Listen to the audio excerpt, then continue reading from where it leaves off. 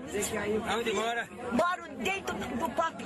Muito bem. Mas eu fui retirada daqui por causa dessa barraca do diabo. Diga, Papi, que é município de Carnão. No município de Casa Nova. Muito bem. Eu morava e moro.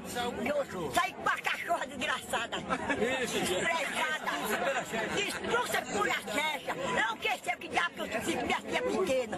Sofrendo fome desgraçada. E ainda mais, eu ser marido, o marido tinha virado aquele cara, metendo o pé na bunda do meu marido. Agora, eu fui pra casa, lá dentro do São Paulo,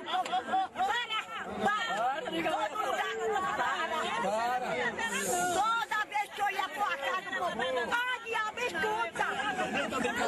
Eu não tô brincando, não. Toda vez que eu ia pra casa, não tô chegando, eu quero minha casa, que eu preciso. Eu saía com a cachorra, meu menininho pequeno, agarrado em minha saia, eu ia lá pro morro do São Paulo, do inferno, que bate aqui. Eu ia pra lá com a sua casa e não achava, e voltava pra trás, aquele maior sufoco do inferno. Isso. E eu tô aqui, eu quero muito dinheiro pra me resolver meus problemas e os dos outros, que tá tudo aí abandonado. Diga, ministro. Pelo amor de Deus, ministro, Edson eu não sei se é ministro, seu ministro, que é a pena da pobreza, o senhor que é responsável por isso. Pelo amor de Deus, por favor, despacha esse dinheiro, que tem quem queira. A família está toda esperando. Pelo amor de Deus, ministro, do Brasil, do lugar que for de ser. Pelo amor de Deus.